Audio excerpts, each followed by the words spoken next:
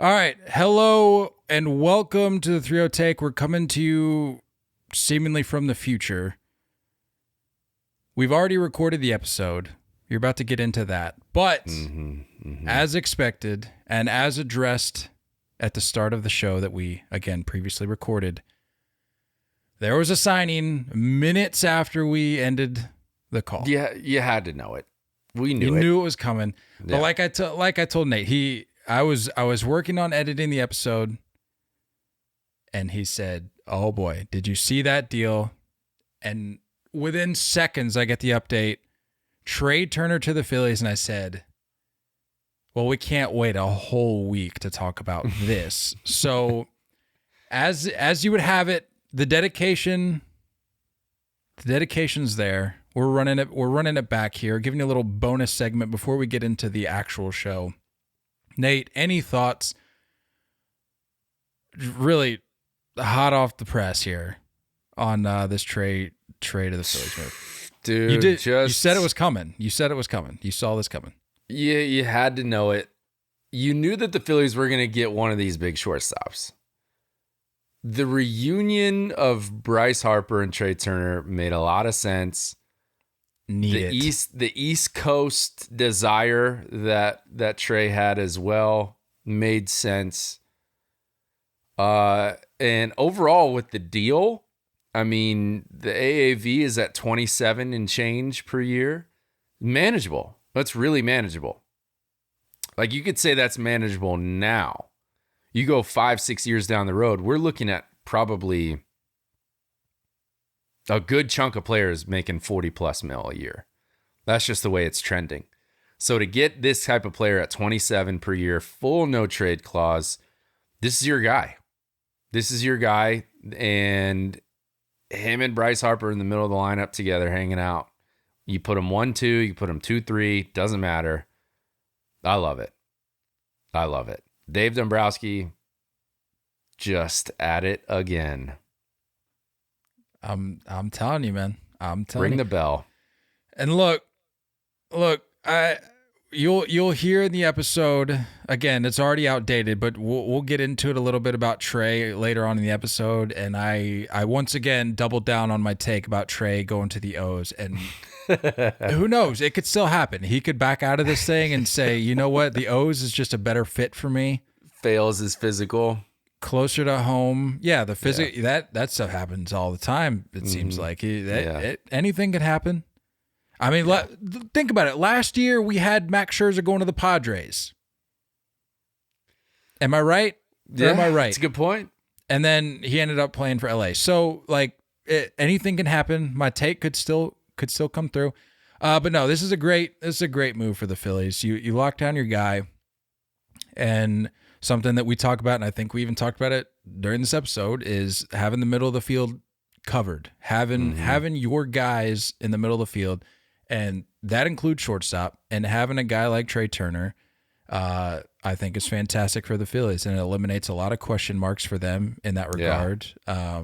And now they can focus on plugging some other holes. But I think this move absolutely puts them in a great position to kind of replicate what they were able to do this past season, especially if you, again, like we talked about, if you can tread water while Bryce is out, and I think this is a great start, I think they'll be just fine. It's a tough division, we know that, but I think they'll be just fine, especially with this move, and if they can add some other pieces as well. Yeah, and kind of think it back of what I just said about like 1-2 in the lineup, 2-3. It makes things interesting for Kyle Schwarber, like not a prototypical leadoff guy, but he's done well in that position. Do the Phillies look at him and say, keep doing what you're doing? Or do they look at him and say, finally, we can scoot you down in the order a little bit and have guys on base for all those home runs? I think you got to look at what's on paper and just say you can't. I don't think you can outsmart the situation here. It's Trea Turner. You can't get cute with that. Yeah, Trea Turner's a leadoff guy. I'm saying from leave it. Kyle Schwarber's perspective, like, you got to look at what that guy does, and you look at what happens when he gets moved around and gets toyed with a little bit in terms of the lineup spot. Yeah. I don't know. I personally, I would like Kyle Schwarber 1, go Trea Turner 2, whoever you want it. I don't know if they're adding anybody. I doubt they add a third spot in the lineup caliber bat at this point, but Yeah. you fill that with whoever you want, and then go Harper 4. When again, this is all when Harper's healthy and you got everybody at full strength. But Yeah. I don't know, man. I love the athleticism he brings on the base paths. I mean, I don't know about his defensive metrics from last year. I feel like I read somewhere that they were down slightly last year. Yeah, not terribly great. Yeah, but it's neither here nor there. I think he's more than good enough to hold that down. He's proven that he can play second base as well. So if you're thinking like down the road in this contract, nothing wrong with him sliding over to a different position, which is good. I think currently playing shortstop, Alec Boehm has already made those strides to be a lot better defensively. I think getting a solid shortstop that the relationship's going to be there, right? You're going to build that, right? So it's like that cornerstone piece in Trea Turner's here. Now I know, hey, we're going to talk every day. What balls are you going to get? What do you want me to get to? And that stuff's just going to get more and more comfortable, which in turn is going to help Alec Boehm even more. So this is a win across the board. I'm happy for Trea Turner. I'm happy for the Phillies. I'm happy for Phillies fans. This just seems like the perfect fit. It makes the most sense. And did we already mention? You may have already mentioned it. Full no trade. clause. Yeah, yeah. I love that, man. Like, yeah. I know hindsight can prove otherwise, but because based on how the contract pans out over time, but going into something like that, I love it. You're like, okay, like with what Harper did in that very city with that very team. It's like, you know what? I'm here for the ups. I'm here for the downs. I'm here to stay. And being able to reunite those guys and have two guys with that mindset on the same team going after the same thing, I'm all about it. Yeah. All about it. And with the AAV, I mean, I was kind of looking at their salaries of what they were looking at for 2023. I think they were at like 168 before signing on Trea Turner. So add 27 to that. There's still room for a few more moves. I think there's room for them to kind of fill in the cracks a little bit. I don't know if it's going to be a big name, but they definitely, still have room to maneuver. So I don't think the Phillies are done, which is even crazier. But that lineup, man, oof, fully healthy, oof, yes, sir. It's got to be one of the best in baseball. Fully healthy. Like it just has to be. Yeah. I don't think you can really dispute that. And if you want to dispute that, we can dispute that. Yeah. I don't know if you'd want to waste your time doing that. I don't know. I see it. Going back to the lineup thing, I'd see Schwarber dropping down. It makes sense. You gotta spread those righties out a lot, right? You got Hoskins, you got JT, you got Castellanos. I'd love to get a lefty in between those guys. Yeah, no, you're right. And the more I think about it, like take advantage of these years of Trea's speed while he still has it, because that won't be there forever. Yeah. So, wow. Do you want some more breaking news? It's kind of not as big of a deal. It should be a big deal. It should be terrible news for somebody like yourself. I don't know initial reactions. I don't know how to feel. Let's pump the brakes on that for just a sec. Finish out Trea here. Like I was saying, I think it's safe to say, it's not a hot take by any stretch to say that Trea Turner's game, really in all facets, relies heavily on his speed. Mm-hmm. Offensively, he relies on his speed. Mm-hmm. On the base pass, obviously relies on his speed. Defensively, regardless how you feel about his fielding, that plays a factor into his ability to field a baseball and in his range and overall just defensive ability. I'm curious how, I don't want to say how quickly that goes away, but I'm just wondering, like, at what point are we going to see the peak of Trea Turner, and at what point are we just going to see middle of the road. I don't want to say he's middle of the road, but like you take away his speed, you're taking away a lot. Mm-hmm. And that's going to come with age. And I don't know. I don't see it deteriorating too much. You look at like his build, I don't see it lacking too much. And I'm not saying that will happen. I'm just saying if it gets to that point. I mean, unfortunately, that's what's cool though. Like he's proven he can play second base. True. Right. True. And at that point, whatever is happening in the market at that point, whoever is running the GMs, or whoever's running the Phillies from the GM standpoint, and whatever it's looking like, financially, there's no reason why you can't slide him over. And that's what's, I think, pretty solid about this contract is that, 300 mil is a ton of money, but overall 27 and change per year is going to look like pretty much middle of the road here in 5 or 6 years. I think this is a smart deal. Yeah. Yeah.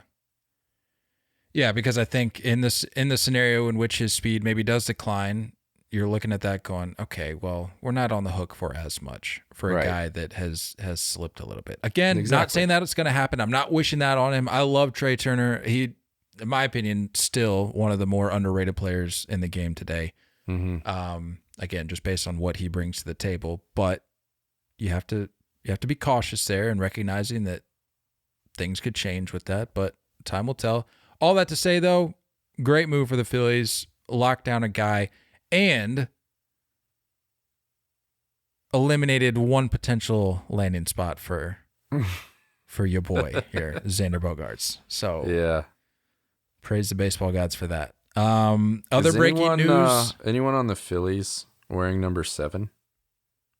Just curious. No, Castellanos was 8. No, unless it was like a manager. I don't think there was a 7. All right, cool. Or not Easy a manager, transition. but a coach. Yeah, because he was 6 in LA, right? Yeah, but just 7s. Yeah, that wasn't him. None of it was him. No, none of it. Other breaking news. Again, hot off the press. Episode 327, hot off the press. Maybe we should just record all day. Let's just record all day. It'll be a marathon episode. We'll just keep the recorder running, and we'll see how it goes. Brian Cashman. Actually, no, I'll let you share the news. 4-year extension. Signed through 2026 with the Yankees. How much pain does that bring you? It's mixed emotions because I do trust the guy. Like, I do trust that he's able to make things happen, but it's almost like he's just stubborn to a fault. I think he's mismanaged prospects along the way, which really bugs me. I think the spending money and signing, free agents, that's more of an ownership standpoint of what they're willing to spend.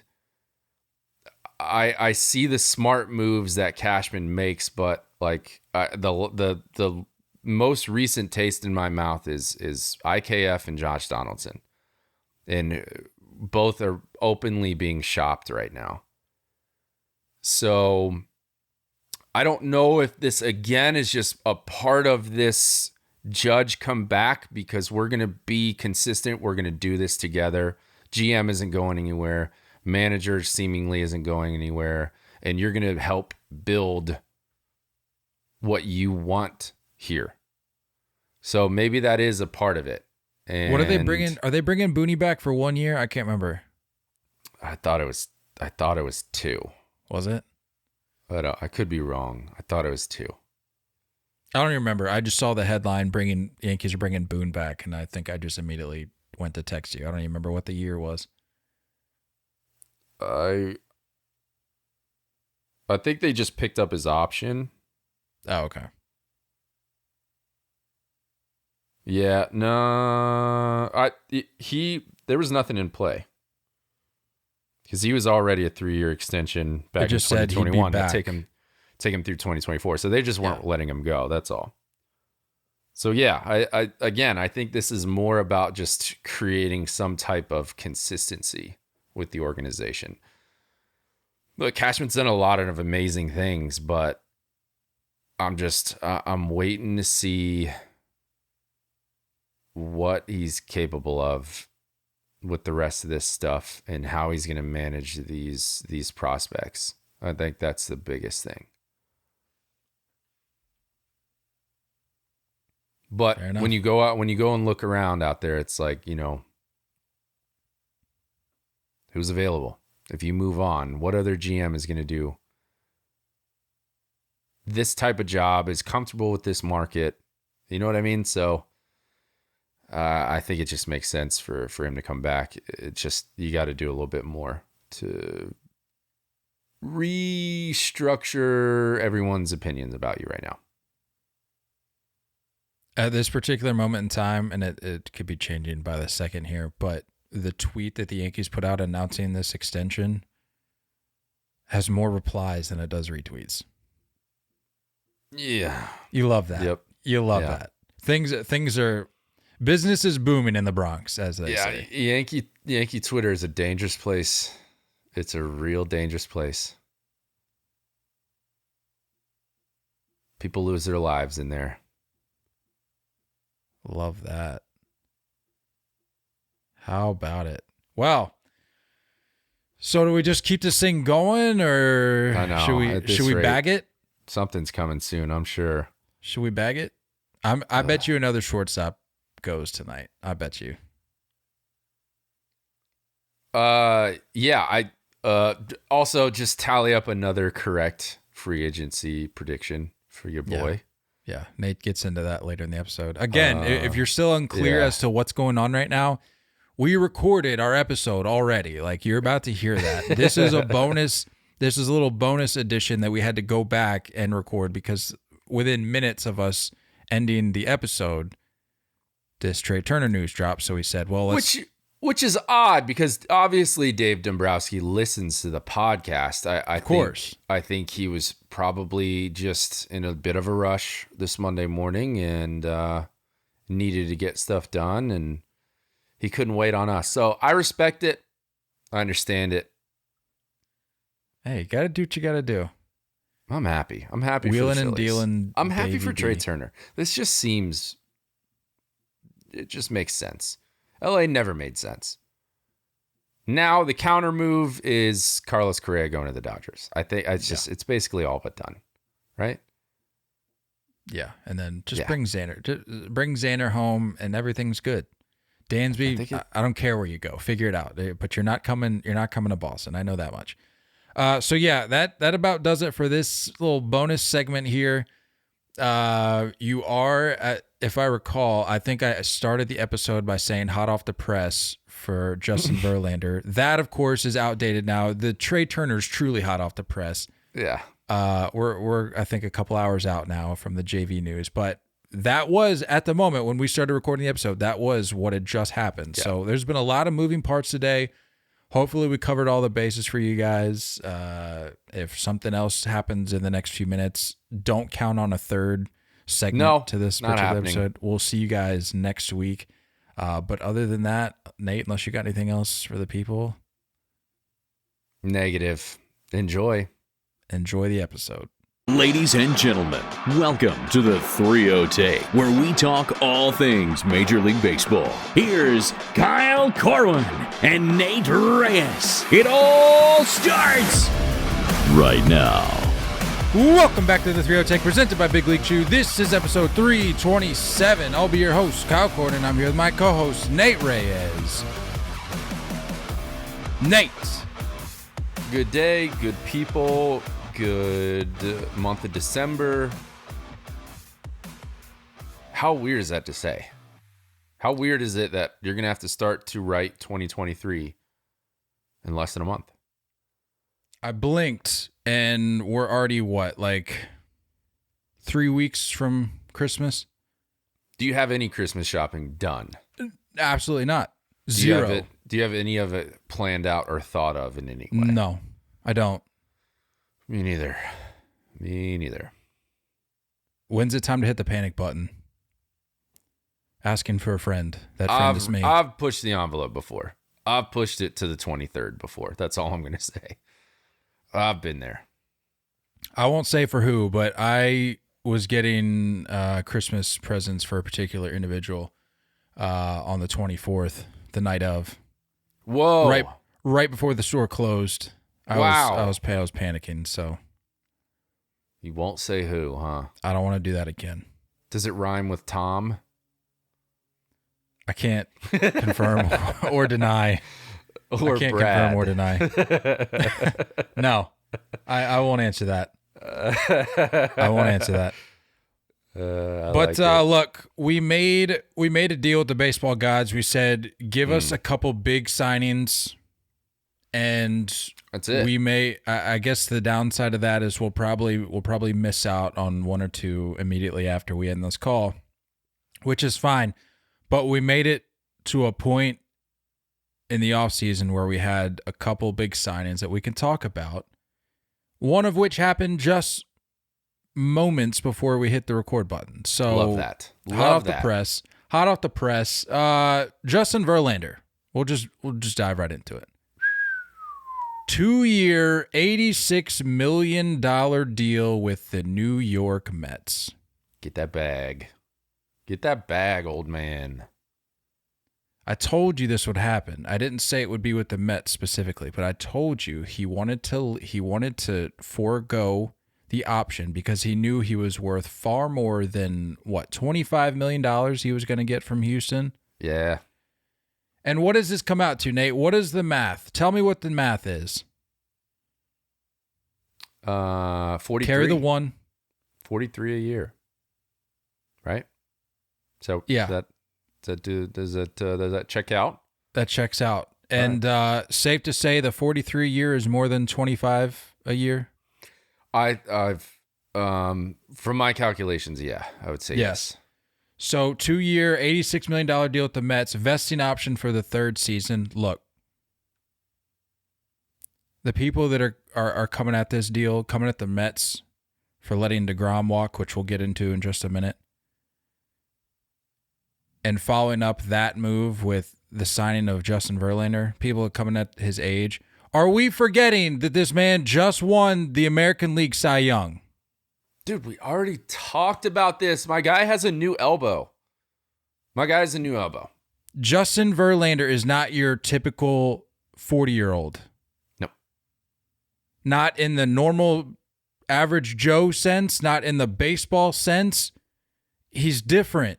So a 40-year-old Justin Verlander is going to be different than a 40-year-old Joe Blow, who were to sign the same deal. But that Joe Blow is not getting that same deal because he's not Justin Verlander. Mm-hmm. Justin Verlander can command this kind of money at this age because he's Justin Verlander, and he has the resume to back it up, and he has a new elbow. Mm-hmm. Let me ask you this, because we haven't necessarily disagreed on this. You've admitted that you see the value. How much does having an old school manager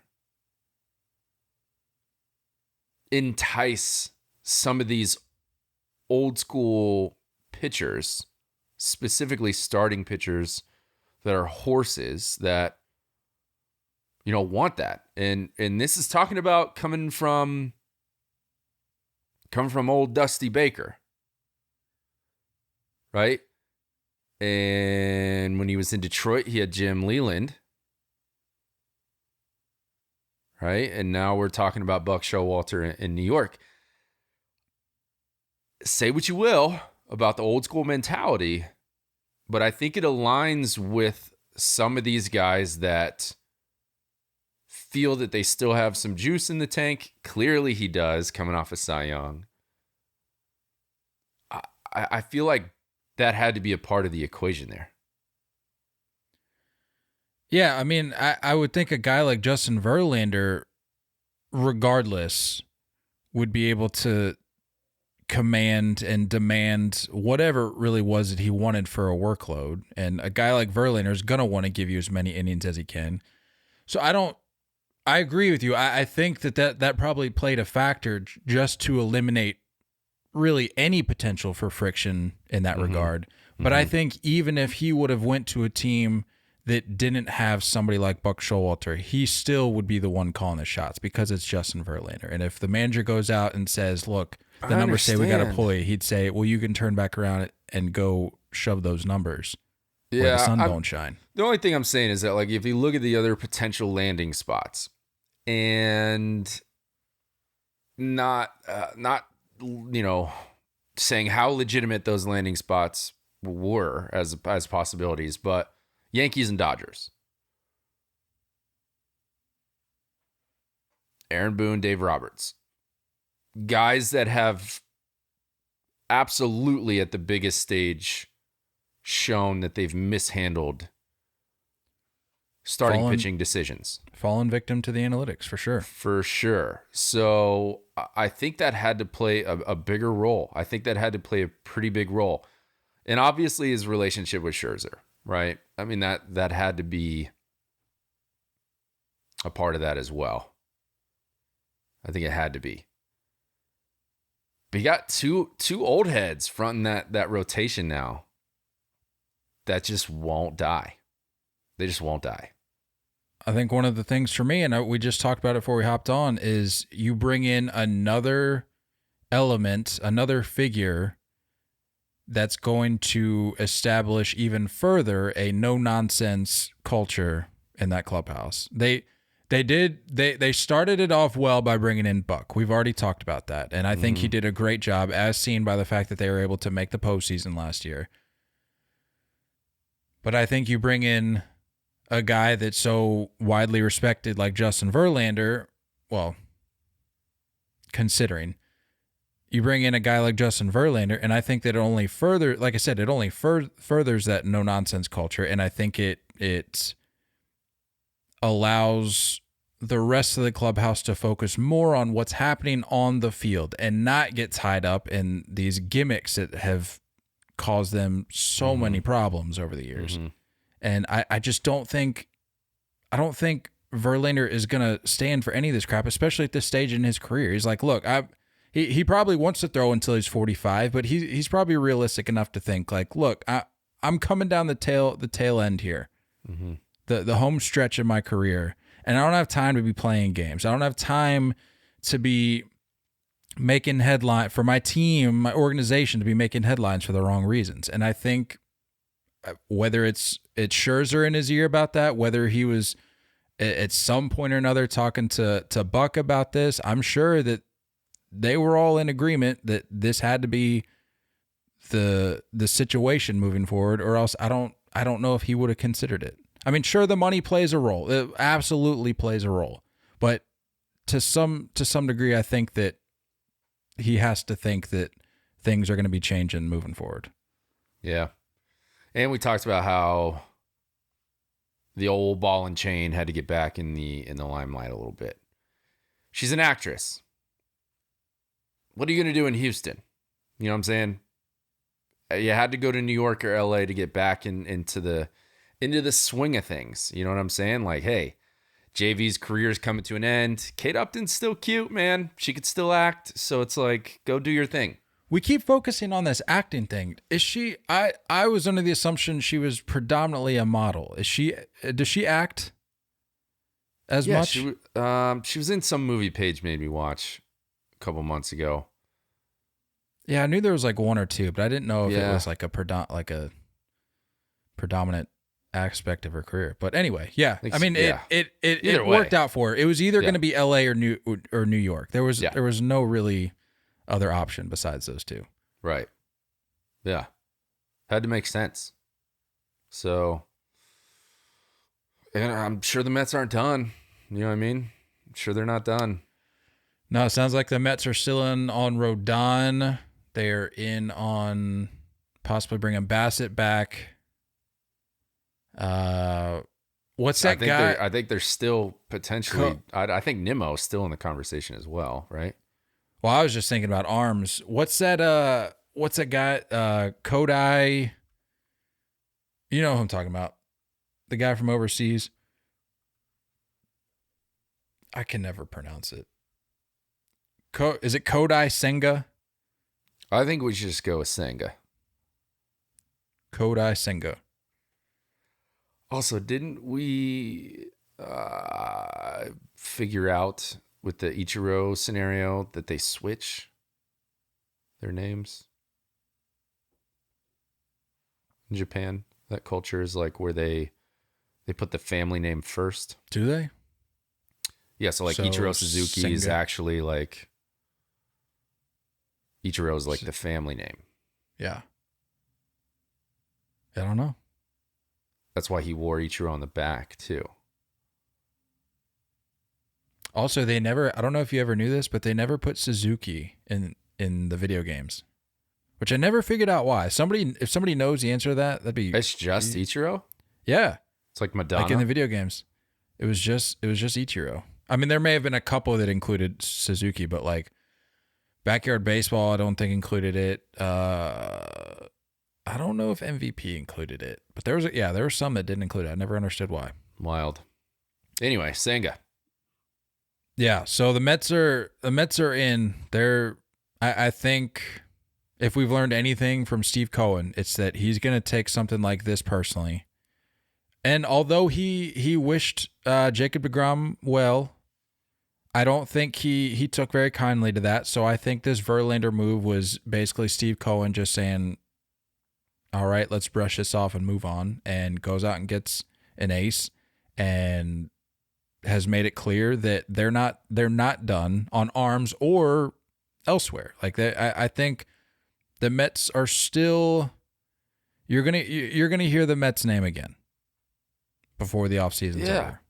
In a big way. They're in on Wilson Contreras too. They've openly said that.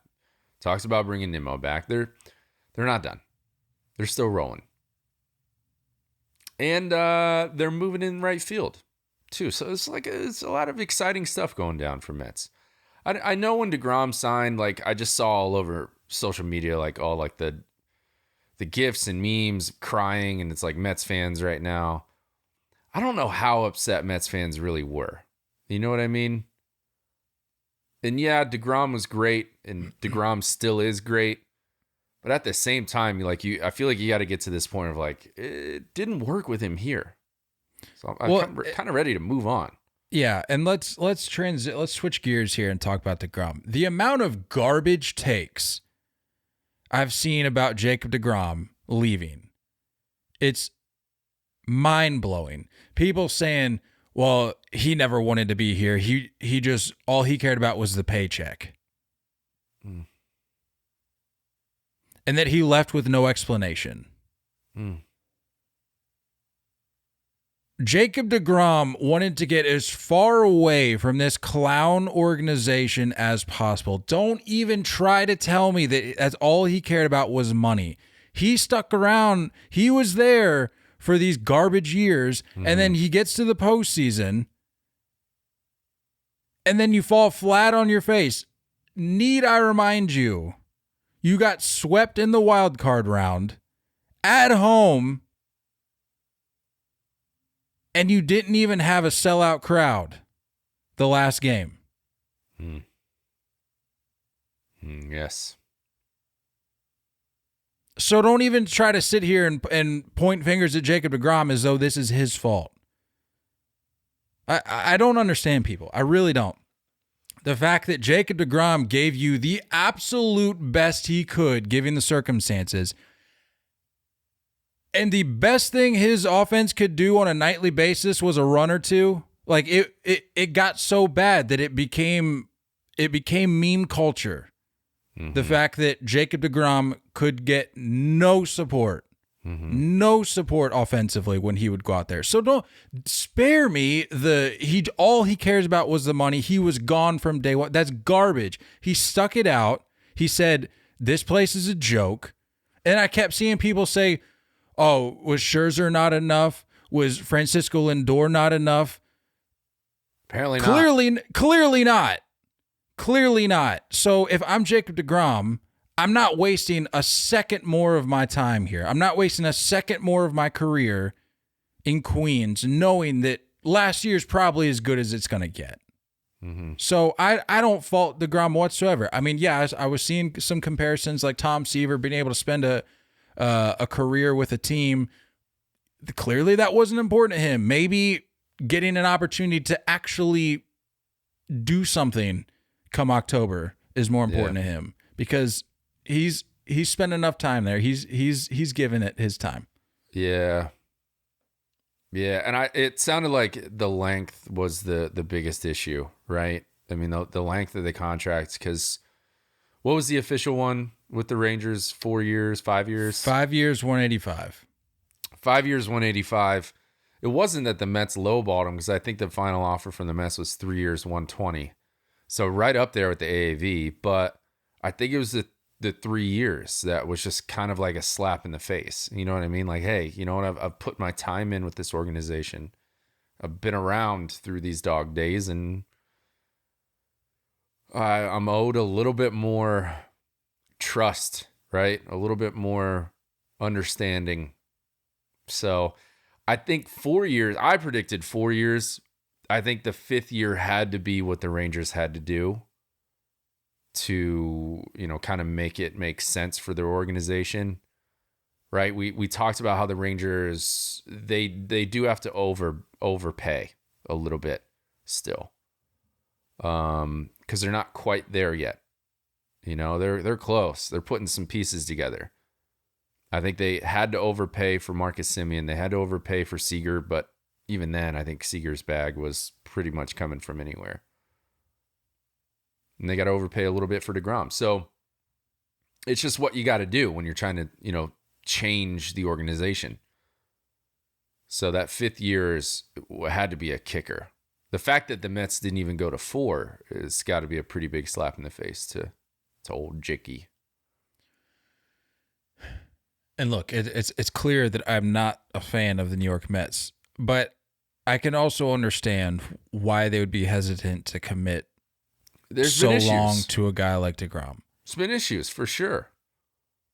But on the flip side, and everything that I just said was from the perspective of Jacob deGrom. And to repeat myself, I understand why the Mets would be hesitant to commit the same sort of deal.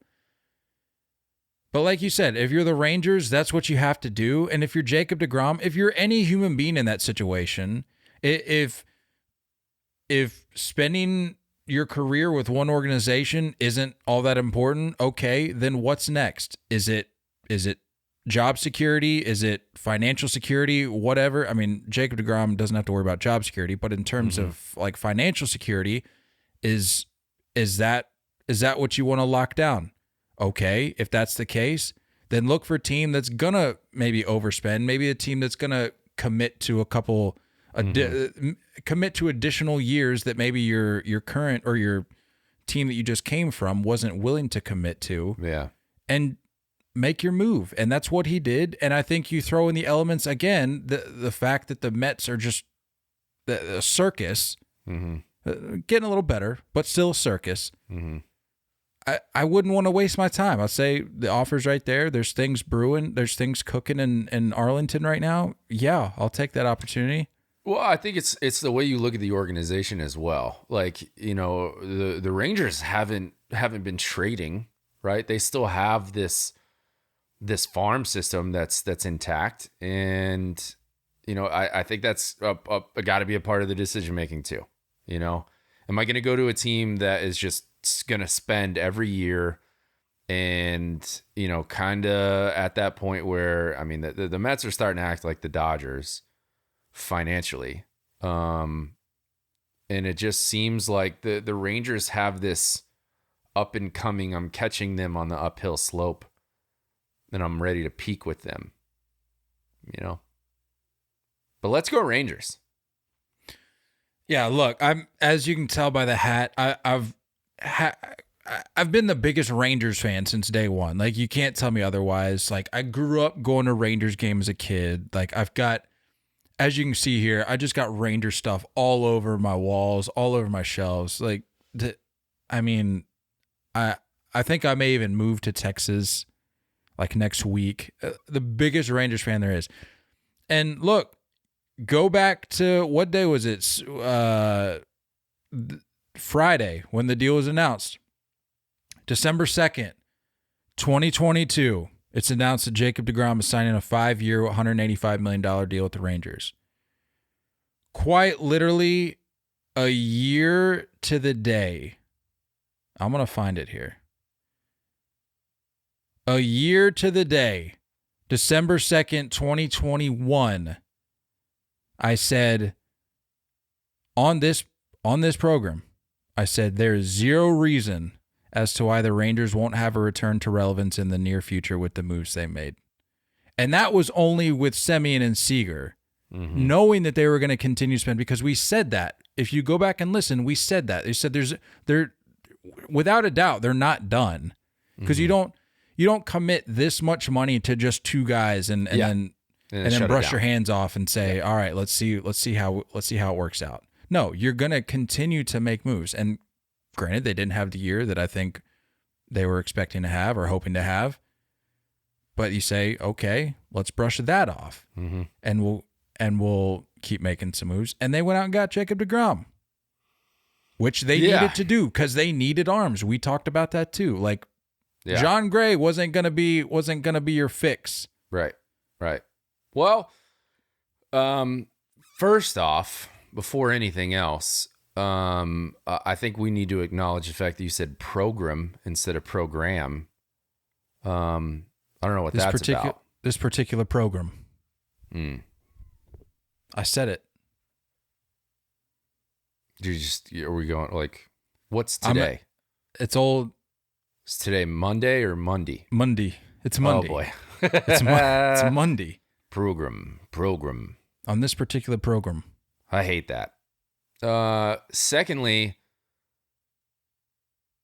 can we talk about how the JV signing is the only signing that I've gotten wrong so far in my predictions? Can we acknowledge that? Run us through it real quick. What have you got? You had deGrom to the Rangers. I had deGrom to the Rangers. Rizzo going back to the Yanks. Jose Abreu to the Astros. So I'm kind of rolling right now. That's all I'm going to say. Kind of rolling. Nate Reyes takes the flop in the postseason predictions, but picks himself back up, brushes himself off. Maybe I'm just a GM. You know what I mean? Maybe I just...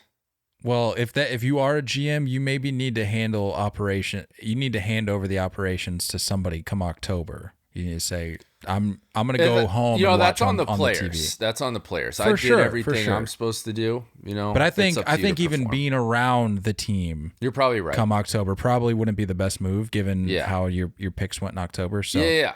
It's like the way Billy Bean apparently in Moneyball just didn't even want to go to the ballpark during games. So exactly. I gotta stay away. A ride. Mm-hmm. I'm gonna take a drive. Take a drive.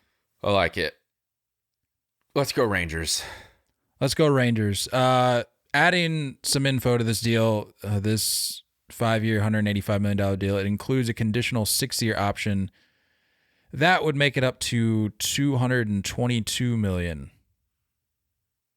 At his age, deGrom is the second oldest player to receive a $100 million deal.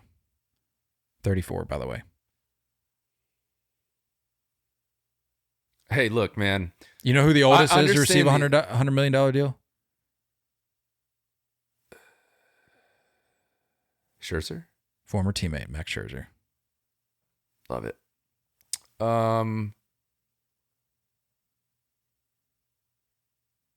I think just with where we're at, I'm trying to think of like some other names that the Rangers could go after. They don't seem to be in on Rodon, but I feel like that would make sense, you know? And I get it, like, yeah, the rotation does need a little bit more help, but when you slide guys down a spot, and like John Gray is no longer that, you know, the ace, he doesn't have to be the ace. If you can get him to like a 3 or 4 in the lineup kind of guy, I don't know why. I could see like a Jameson Tyone to the Rangers, you know? Where you have some guys that could show out a little bit. You have some guys that are capable of giving and eating those innings. You give it a year or two, and Jack Leiter comes up, and now you're starting to build a rotation that can do some stuff. So yeah, I could see a guy like Tyone having the Sonny Gray effect, where you get a change of scenery, and then all of a sudden you're lights out. Right, it's possible. I think it could happen. Somebody else, though. They're not done. That's what I do know. They're not done. Offensively, they look good, though. I like everything they're doing.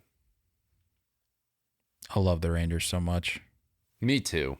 Been a fan since day one. Like, ask me any Rangers trivia question, and I'll know the answer to it. Who is your favorite Ranger of all time, outside of Nolan? Jacob deGrom. Oh, perfect. Perfect. No, my favorite Ranger all time would probably be... I mean, we got to go with the hometown kid, Brandon Snyder. He had some time. He had some time with the Rangers. See, that's a deep track. Pick. That's a deep track that nobody, your casual Rangers fan isn't gonna know. But you talking to the number one Rangers fan here. You say, "Who's your favorite Ranger?"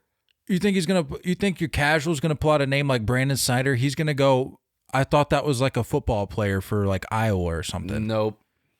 Wrong.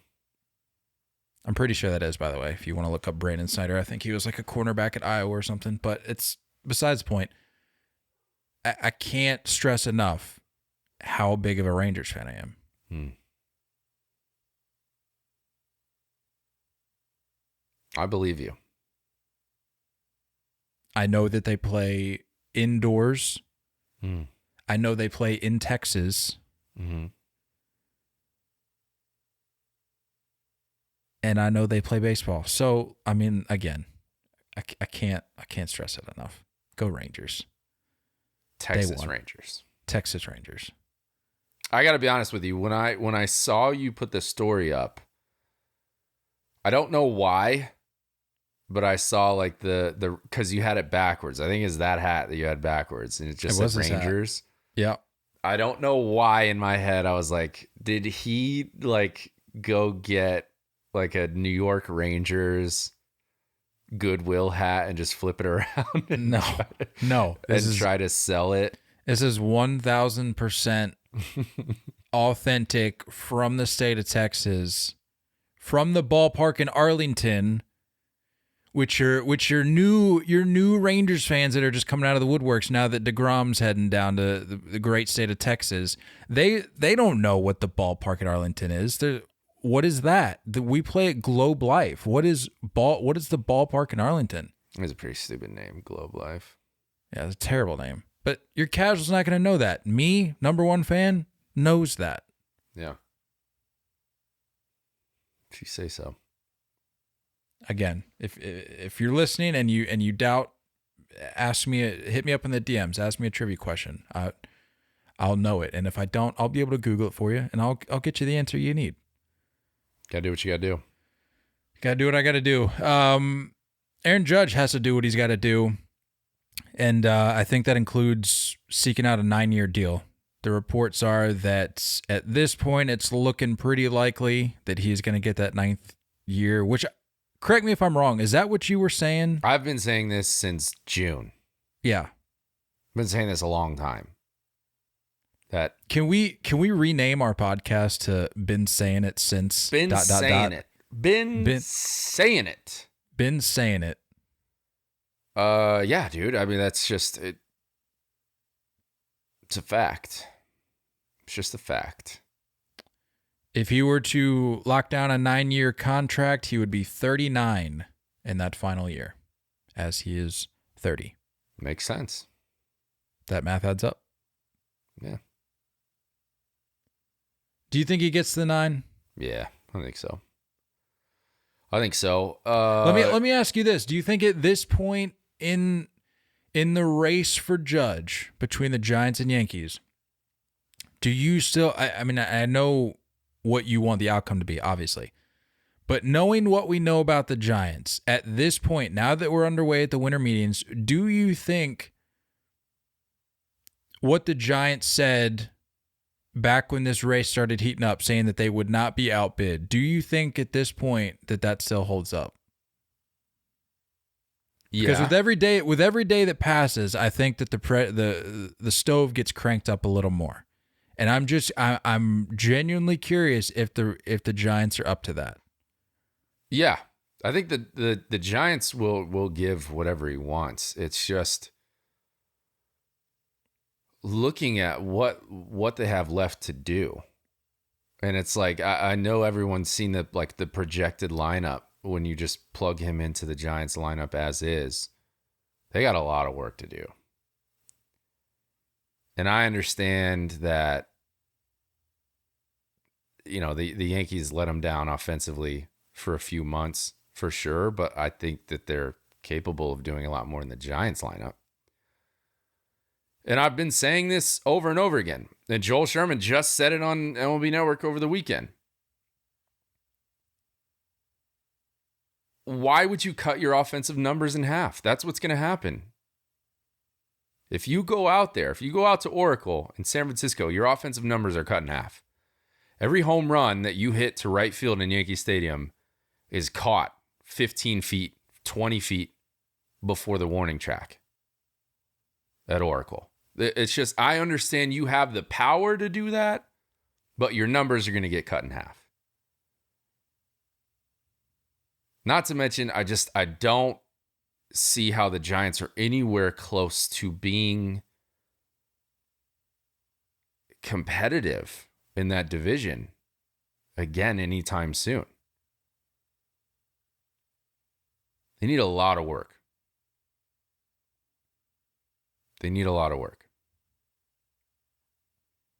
Not saying the Yankees are going to go win it next year, but I think they do have a better chance than the Giants for years to come.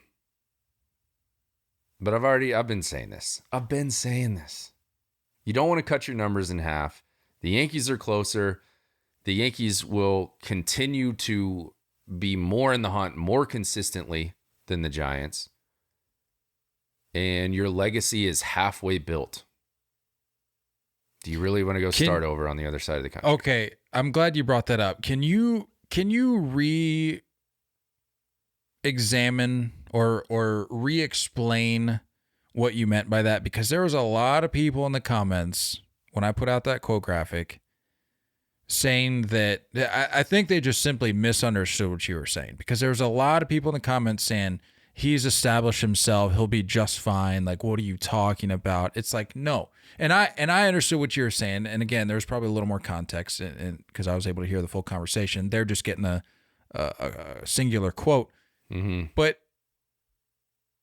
I'm pretty sure you just meant that he can't take his Yankee status with him. Like, sure, he can take his statistics with him. Right.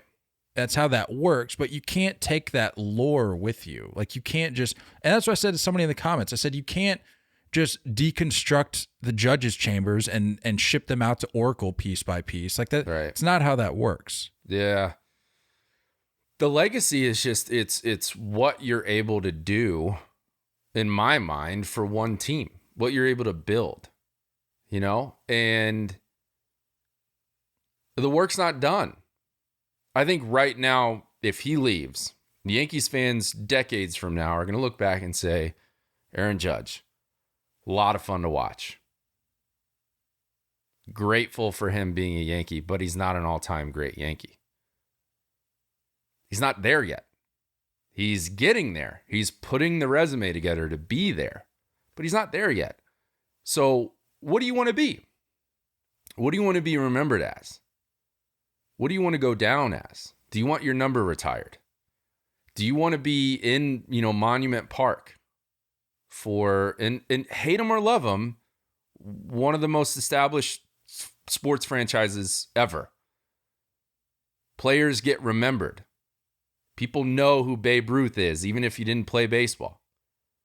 Derek Jeter, Lou Gehrig, Mickey Mantle. These names, you can be put into that category. you're halfway there. I'm saying, do you want to go post 30 years old to a new city and reestablish that? Because the Giants are going to look at you until you're ready to put up an MVP season, until you're ready to potentially bring in a ring. Giants fans are going to look at you as a big percentage of the payroll. And that's it. They're going to love having you there. Hometown kid. Love buying your jersey. But at a certain point, if you don't have that season, if you don't have that year with bringing a ring in, bringing a trophy back to the Bay, Giants fans are going to look at you as a waste of money. Yankees fans, we already know what they are. We already know who we are. We already know that there's a batch of Yankees fans that, make every people hate them. Every person hates Yankees fans. And that's just how it goes. But the expectations are there. Your resume's halfway built in a smaller ballpark. And the biggest market in the country. You know what I mean?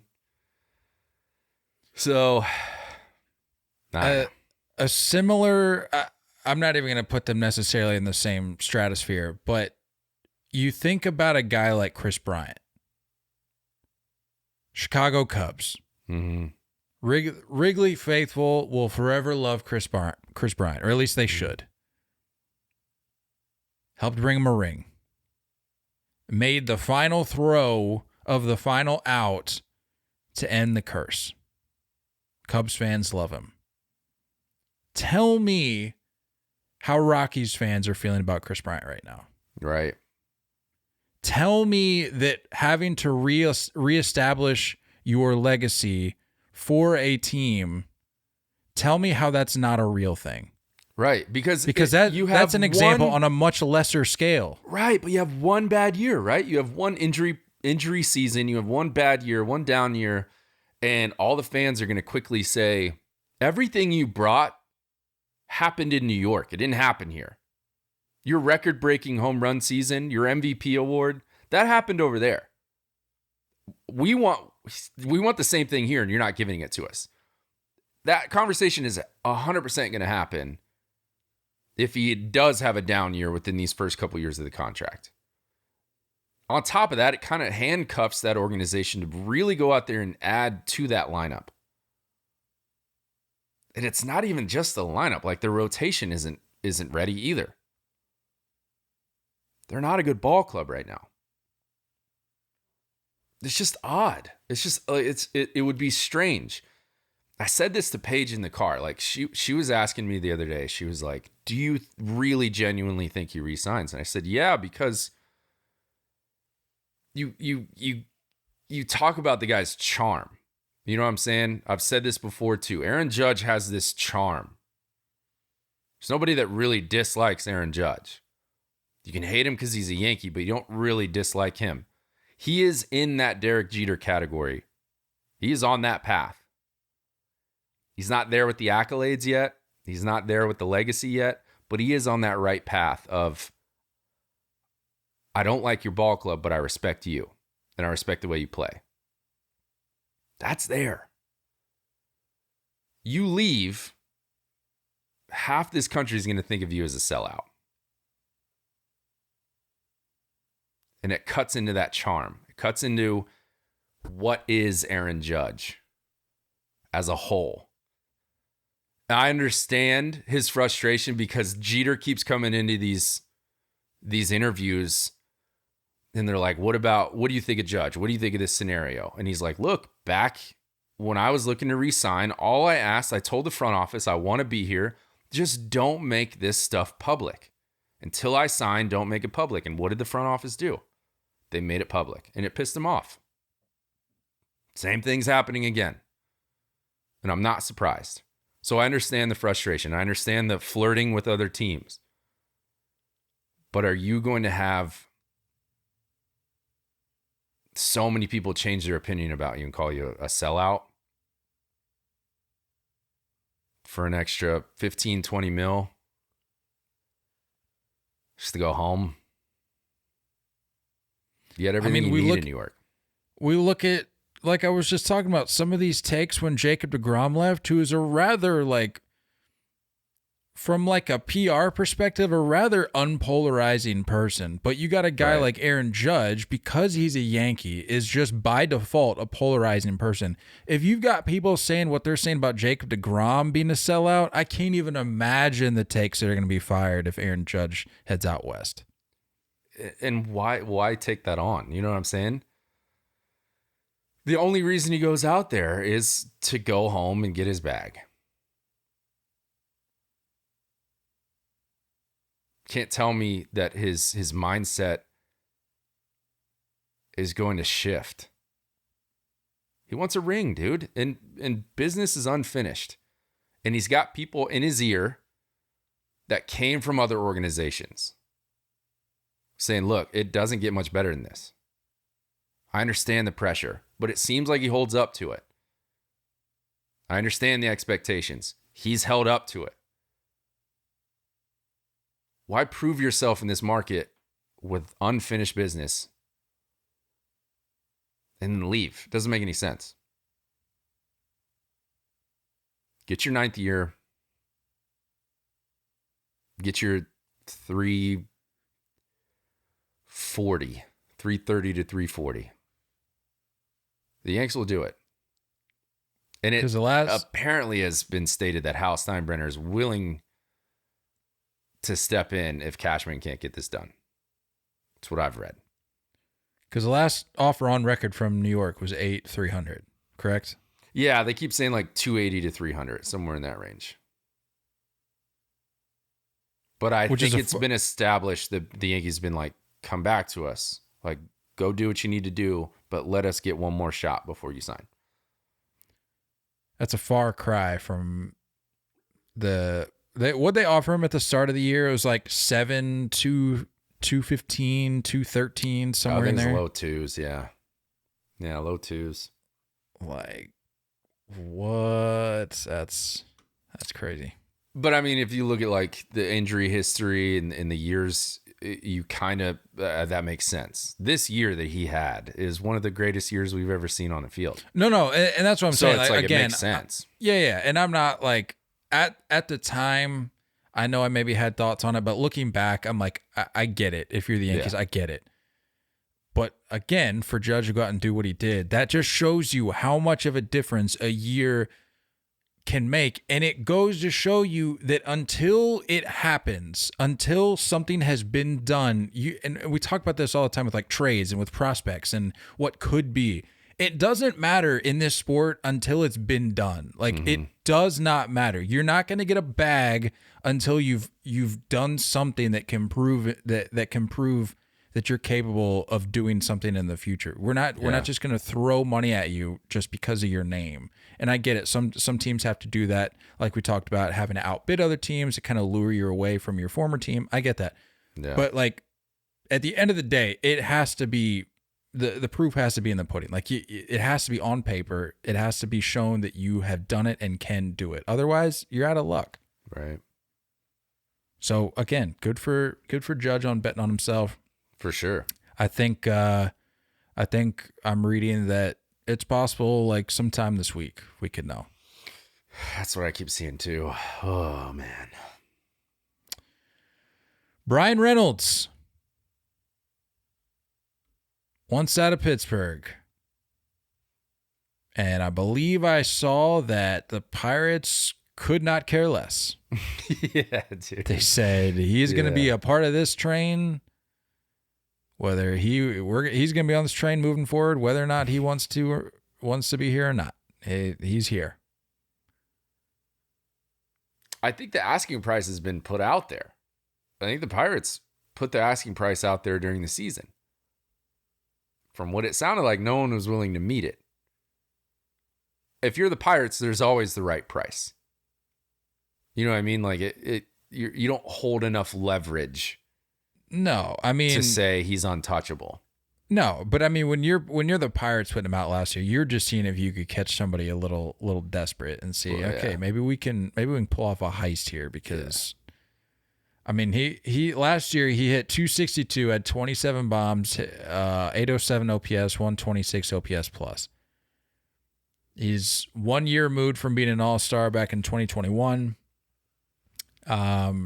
He's gonna be a 25-80 guy for you. Mm-hmm. But I think the question is whether or not he can be a 30-100 guy, because he hasn't done it yet.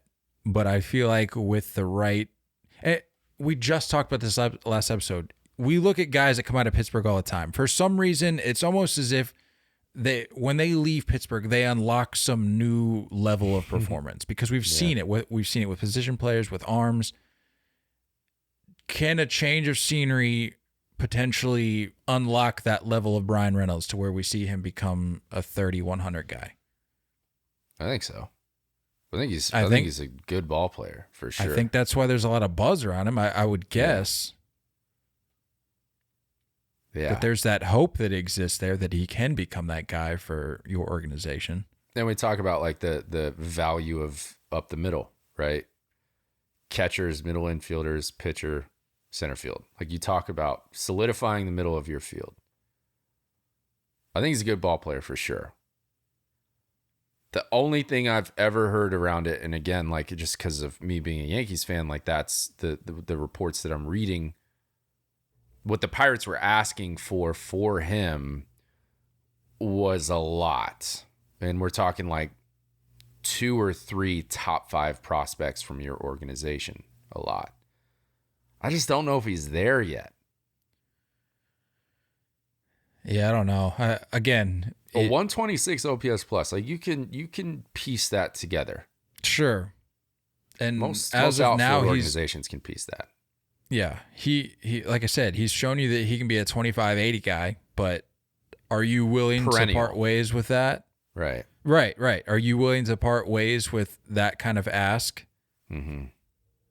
On the mere hope that he would turn out to be a 30-100 guy. And I get it, because like I don't want to sound contradicting here, because you and I have talked about like prospects are prospects. They may pan out. You go get the guy if you can get the guy. I just don't know if Bryan Reynolds is that guy. When you look at top 5 prospects in your organization, I think you can go get other guys, other dudes, other studs that are more established than Bryan Reynolds. Not saying that Bryan Reynolds won't get there eventually. It's just as of right now, I don't see that asking price making sense for a lot of ball clubs. Yeah, I think the most recent example of that really showing itself was the Soto situation. Like you go get Juan Soto because that's Juan Soto is right. the guy. Right. So but like a one-time All-Star appearance. Yeah, like don't. It's a different story. Don't give me all this about prospects who haven't stepped foot on a major league field yet. Like I don't need to hear it. Yeah, top 5 prospects can go get somebody like that, and it makes sense. But you go for a Bryan Reynolds and you give up some guys, and it doesn't pan out like that. That's potentially an organization, altering move that would come back to bite you. So just in like the Yankees, because that's just immediately again like who the interest is. They were interested last year. It sparked up conversation again already. The last thing I heard was that it was Volpe and Jason Dominguez. And I'm like, no. I get that they're prospects and they haven't proven anything yet, but it's shown that their value can go get you something better. So don't do that. Yeah. Exactly. Either one of them. You want 3 top 10s? Fine. But I'm not giving you 2 top 5s. Here's a question I've never asked you before. It just came to my mind. If you were a baseball executive in terms of their style, who do you think you would model yourself after? Because I feel like a guy like myself who's made it clear that I could not care less about prospects. I understand that there's value and you have to have people in the hopper to make your to make your organization go. But when it comes to going out and getting the guy, prospects mean nothing to me. What do you want for, as long as it's reasonable, within reason, and as long as I feel like I'm getting a good value in this deal, give me your guy and you can have my prospects. I don't care. I feel like I'd be like a Davey Dombrowski kind of guy. But I'm curious if you've ever thought about who you would burn through the bank account. Yeah. Right? Like, just burn all assets. Burn the farm. I don't care. Burn it down. I don't know. I have no idea. I mean, before the last few years, I would have said Cashman, but now it's just like, I don't know. I think San Diego is just a completely different. Preller is just like, I don't even think anyone in their lineup potentially on opening day was from their organization. They traded for everybody. So I think that's like one end of the spectrum. I'd like to think I'm closer to like the Anthopoulos type thing where like you develop this talent, you recognize the talent early, you give them a better bag than what they're going to get in arbitration, but not a bag that breaks the bank. I feel like Anthopoulos would be my route. But it comes down, you got to get lucky, right? Like you got to have the development, you got to have the scouting, you got to have the coaching at those levels, and you can't say that every organization has that. You know, so it's like everything is right in Atlanta, but it doesn't. That's not something that's just easily copied elsewhere, replicated elsewhere. Sean, speaking of the Braves, for some reason we're reported to be in on Sean Murphy. That has since changed. It sounds like. Not exactly sure. Yeah, I don't know why. Don't ask me. I don't have the answer to that question.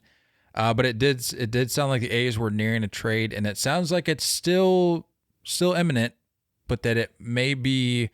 Mark Feinstein said it may be with possibly the Cardinals, Rays, Guardians, or Red Sox, who are all among the interested teams. All make way more sense than the Braves, without a doubt. Yeah, without a doubt. Unless there's something about little Willie Contreras that we're not knowing defensively. I think the offense is there, but I don't know how they view him defensively.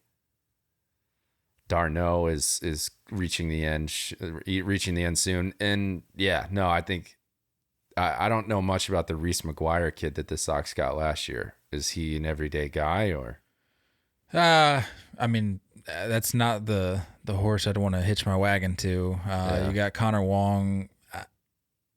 I would love a guy like Sean Murphy or really anybody that's more established in that regard. But I mean, that's not our most pressing need right now. But all that to say, I would love a guy like Sean Murphy. Yeah.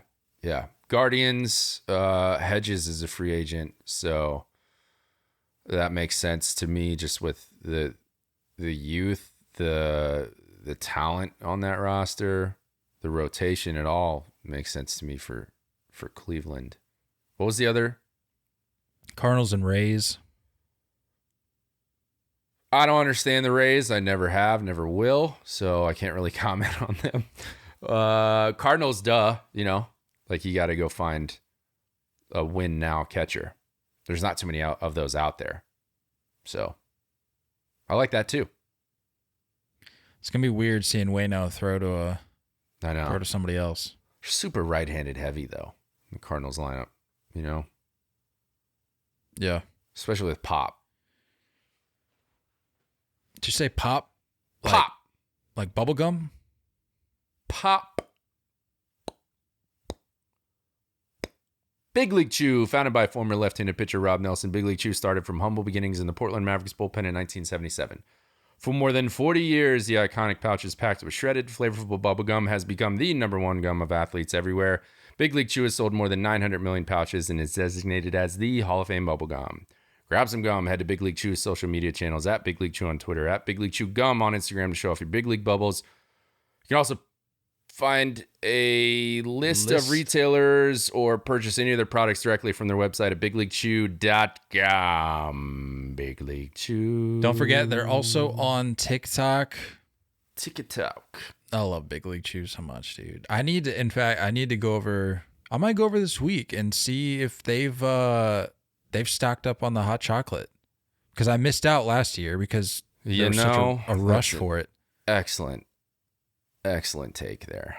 I think we I'm need gonna to have get in that, on and yeah. we need to have like a little review segment for that because I have yet to have it. Speaking of which, on hot chocolate, I know you don't drink, so this won't have much value to you, but I did discover something that I'd like to just make public for everyone to know. I might be able to share this with Meredith. She may appreciate this. Screwball. Have you ever heard of Screwball? Yeah. It is a peanut butter whiskey. Yeah. I like whiskey. I don't love Screwball just because, like, you know, peanut butter, I kind of get burnt out on it. But hot chocolate, splash of the Screwball, it's like you're drinking a Reese's peanut butter cup. I'm telling you right now. It's phenomenal. That's fantastic. Was that an experiment this weekend? It was not this weekend. I've been wanting to say this for a while. I just keep forgetting. That was back when we rented that tiny home up in Flagstaff, and I discovered that. It's delicious. Highly recommended. Anyway, what were we talking about? Sounds delicious. Big League Chew and bubblegum and hot chocolate and how we need to try that flavor because you haven't had it, right? I have not. Yeah, we need to get on that. I had a note here to mention, I mean, we got Clayton Kershaw making that 1-year deal official, I guess, today. So that's in the books, $20 million. Legacy. Kershaw, yeah. You Don't talk about go legacy. elsewhere. You have to, that legacy that you establish with one team does not transfer. Unless it's the Mets. You get away from the Mets as quickly as you can. Valid. Jacob deGrom. Clearly he listens to the pod because I said on this particular program, I said, oh boy. Look, get away from that team as fast as you can. You don't owe that team anything. And people are saying, what are you talking about? We've given him everything that he needs. We've surrounded him with a team. You surrounded with a team that didn't give him any run support. That's the reality of it. Okay. And you surrounded him with a team that wasn't capable of carrying him beyond the wild card round. And he didn't keep him healthy. Yeah, no. So I don't need any of that. Kyle Gibson, 1-year contract with the Orioles. I'll be honest with you. I'm hoping for a little more from the Orioles in the starting pitching department. I can sense it. It's coming. I think I'm not throwing in the towel on the O's yet, but like I hope that this isn't just another year of signing some. They're there, dude. Like they're ready to go. Yeah. Get some hype around this organization. Like your lineup's ready to go. Let's build it up. Get them hyped. Let's run it. Yeah. Dansby Swanson, go right now. Exactly. Or Xander. Stop. Stop saying that. Stop using those words. Dansby. Yeah. No. Trea Turner. We've talked about this. Trea Turner to the Phillies. No. Trea Turner to the O's. I'm holding out. The Trea Turner to the O's. When Trea Turner gets that, when you get that alert on your phone, I better be the first person you contact. And that goes for the Phillies listeners. Then? Maybe. They're getting one of the two.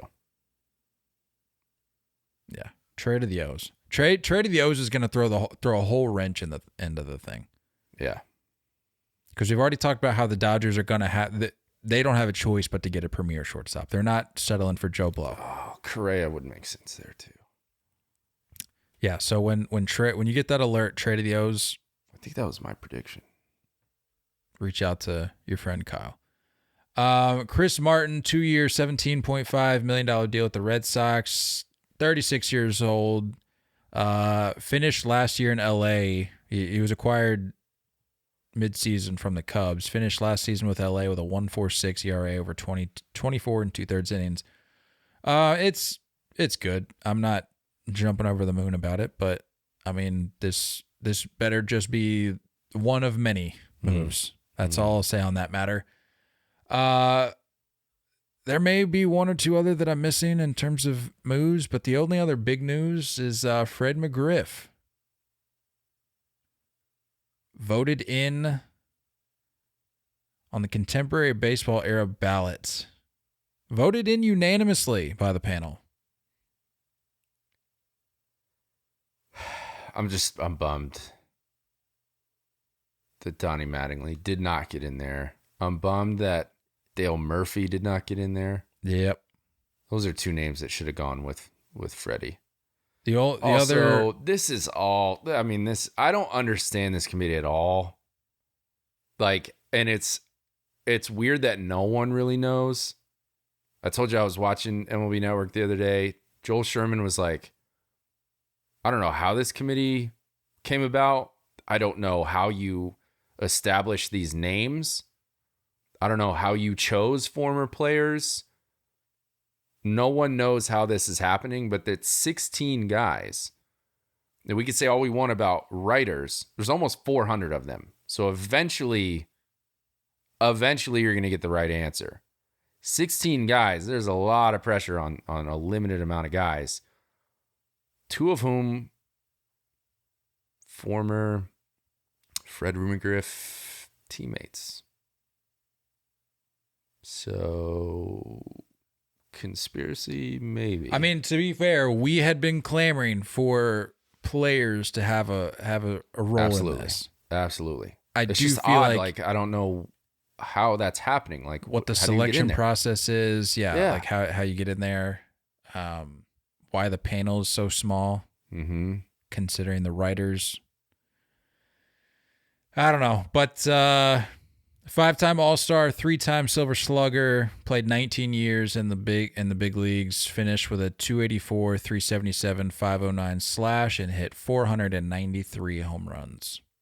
Yes, that's all. Say what you will, I shouldn't have taken this long. Yeah. I mean, you push 500 home runs. Yeah, that's absurd. Yeah, to me, you're in. Shouldn't have taken this long. I feel like 400 is kind of an automatic bid. As long as you stayed clean, once you get over 400, yeah. The clean is obviously a different. Yeah. That's a huge factor there. But I'm saying you push 500 the right way. Yeah, it seems like a shoe-in to me. That's just me. Yeah. All right, that wraps it up. It is time for the latest draft. We are doing MLB stadiums today. Love it. And as I kind of expected after I put the clip together, I thought Nate would run away with it, and he did. Yeah. What was it? It was Ballpark Foods, right? Yeah. Last week. Do we have that overall percentage? Let me see if I can pull it up here. I feel like it was ugly. I think it's in the archives. Let me check. I think it was ugly. We don't need to talk about the details. All right. It's quite a gap. It was 64% Nate, 36% Kyle. So better than I thought. I thought I was in the 70s. Yeah, I thought you were too. It may have dipped. That's a little closer. It's a little closer. For transparency purposes, I voted for you in that poll because I was like, looking at this list, I'm like, nice. I can't in good conscience vote against. Yeah. I appreciate that. So with that said, you get the first pick here. So we're going MLB stadiums. Nate with the first pick. I've told you my style. I told you how I draft. You got to get the best overall. Add it to the roster. And just a nice little stab in the side. Don't you say it. Fenway. Get out of here. Gimme Fenway Park as my numero uno draft pick. How's it feel to lose that? You thought that was a guaranteed pick on your roster, didn't you? I absolutely did. This is not just a hat rack, my friend. Not just a pretty face. Well, that said, I'm going Yankee Stadium. No, I'm just kidding. Number 1 overall pick. This one was tough for me, and I feel like I'm. No, you know what? I'm not even gonna let on to my approach here because I don't want to let you play any games here. Yeah. You know what? Number 1 overall for me.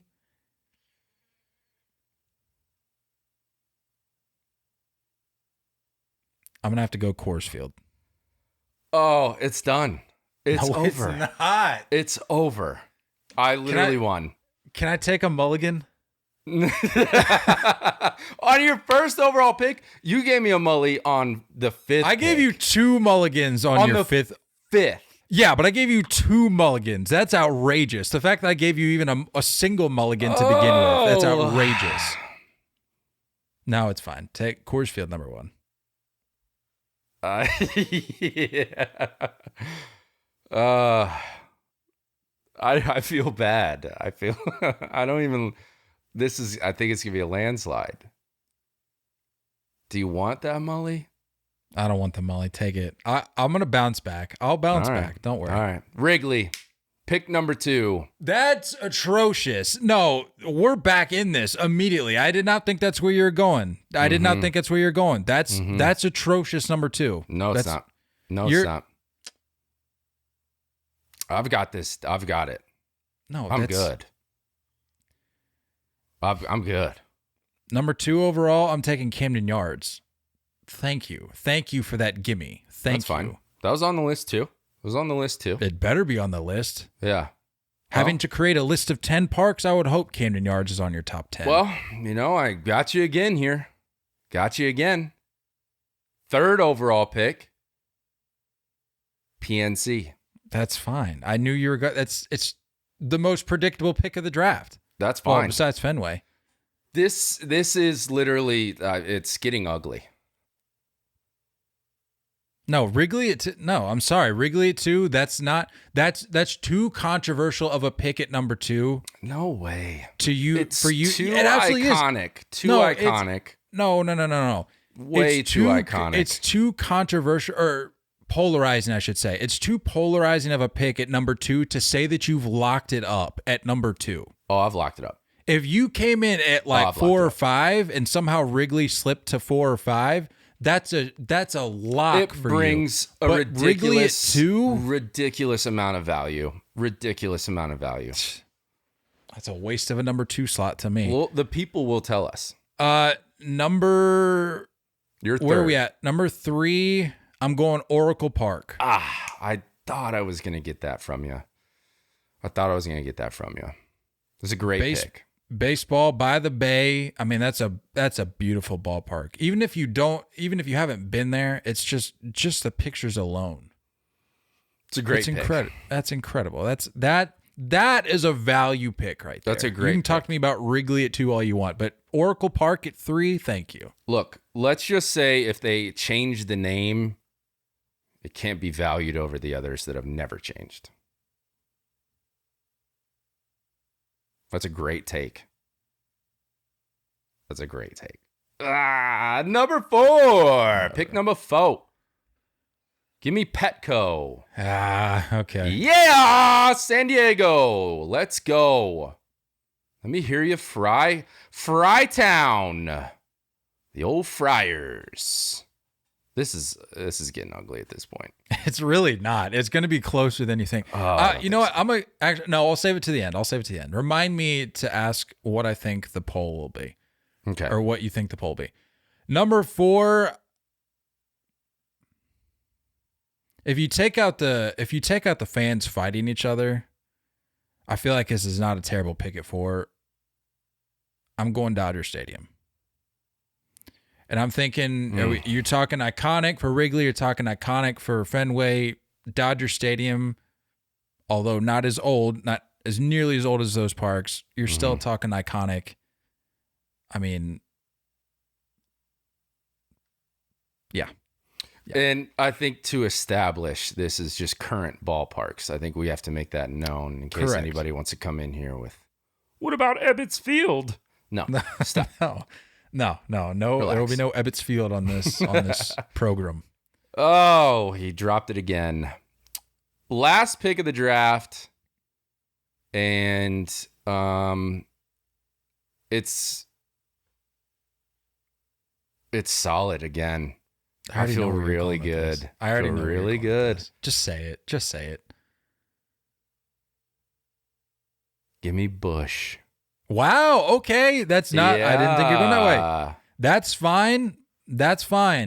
I like to think that my 5th overall has the edge here, but I'm going T-Mobile Park. That's a beautiful ballpark. That's That's solid. a beautiful ballpark. I got to be honest, that slipped through the cracks up top. It did. I thought that's what you're going, and I thought if you snag that, okay, we can close the books on this one. Yeah. But I think we're gonna have a little bit of a battle here. I really do. What do you think? You picked it up. What do you think the breakdown's gonna be percentage wise? I'm gonna go with 61% my way. So less of a landslide than the ballpark food, but still in that landslide arena. Yeah. Yeah, that's fair. Do you have an honorable mention? Honorable mention.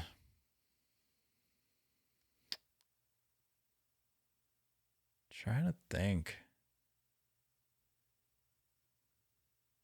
What are some ones that we're missing? I mean, just all hatred and bias aside, I mean, Minute Maid is sick. Minute Maid is a sick ballpark. Yeah. Minute Maid for sure. Honorable mention worthy. Yeah. It's a dope ballpark. I've heard mixed reviews on Truist Park. I'm not saying they necessarily belong in this conversation, but in just thinking of potential honorable mentions, I've heard a lot of mixed reviews on Truist Park. I'm a fan. I'm a sucker for the landscape of the city being visible from your seat, from the field.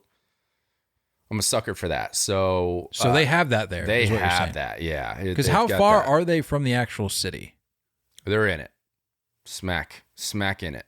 No, because I thought that they were out in the suburbs to avoid being in the city. Not really. I don't think so. I don't know. I don't know Atlanta that well, but I thought they were like maps. I thought they were a ways out there, but I may be wrong here. I'm not.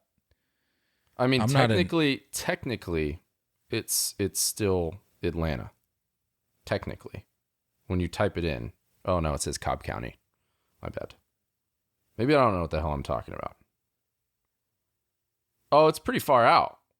You're right. It's like way out there. Wow. So I have no idea what I was talking about. Obviously, you must be seeing something though. Like obviously consumed a little bit too much adult beverage when I was there. I mean, can you see Atlanta from that far out? I don't know. I'm not from your seats. No, not from your seats. They do have some tall buildings right there in the backdrop, though. And maybe that's what you thought the city of Atlanta was. I don't know. But either way, maybe potentially in there as an honorable mention. I don't know. What pick in your mind you feel like gets you the W? Camden? Camden at 2. Yeah. I was going to go Camden. Actually, no. With 3. Camden at 2, that's predictable. That's going to be a common spot, but I think getting Oracle at 3, letting it slide 6 picks, I think that's like 6 overall picks. That's pretty solid. Yeah. I don't know. PNC just, you can't not go there. You can't not grab that. I was surprised to see it slide to 3. Well, it goes back to you having the first pick because I feel great. That would have been my pick had I had the 3rd. I feel great. I don't know if we can keep this up because me getting the first pick over and over again, it's eventually going to get old. I'm pretty sure this was your first time getting the first pick. Of many. First of many. That's fine. Yeah. It's going to be a long streak. We'll see how that goes. Yeah. Clearly we've shown that we can flip-flop here. Like the tide can be turned here. Cuz you definitely coughed up the first pick last time. Yeah, Chicken-tendies is a solid pick, but it's not what the people are expecting. To be fair, I had multiple people reach out saying that's a great pick at 1. So again, it was and I said that before we even started the draft. I said, I'm going to upset a lot of people here with this pick, which I did, but it's so polarizing that the people that are so pro chicken tendies at 1, I was hoping that weight would carry me, but it didn't. Here's something to make you feel a little bit better. I wasn't even going to choose course. You went with them number 1 overall. I didn't even have them on my list. They're the silent majority. I'll tell you that much. The pro chicken tendies. Move right by that. Yeah. This is the silent majority. That's what we're working with, and they just weren't vocal enough for me. So I got handed the L. That's how that's how it goes. You gotta have the vocal people on your side. It is what it is. I'm hoping the right voices will step up this time around, because I can't be losing to a guy that picks Wrigley at 2. It's just too much of a staple. Too much of a staple. People ask me, they say, like, when people find out that I'm a big baseball guy, they're like, oh my God, like, have you been to like Fenway, been to Wrigley? But obviously been to Fenway. Wrigley, on the other hand, I tell them, I'm like, I'll go eventually, I'm sure, but it's not a pressing matter to me. Like, I'm just like, it's a ridiculous take. I know it's ridiculous as like a baseball person, but as like, there's just something about it where I'm like, I wish that I could run full speed into that brick wall with Ivy. I wish. Just once. If you could get concussed at Wrigley, there's not much else left. I mean, that's a once-in-a-lifetime opportunity. We'll make it happen. Potentially could be the end of your life opportunity, but we'll make it happen. An opportunity nonetheless. Mm-hmm. I'll get there eventually, I'm sure. Isn't it the same company that designed Camden? Pretty sure it's the same architecture company. I mean, I think at that point it was just like an architect, not a company. I might be wrong though. We're talking just one solo guy. Early 1900s. I got this. This one's on me, fellas. I got this. I don't know. Step aside. That's all I got. Someone's going to sign in minutes. I just have a feeling. Yeah. They're going to get another one today. So, whatever. I'm over it. Thanks for the dub. Much appreciated. Whatever. Let's go Rangers. Don't go chasing curveballs. We love y'all, and as always, looking forward to talking more baseball with you guys soon. Until next time, stay filthy.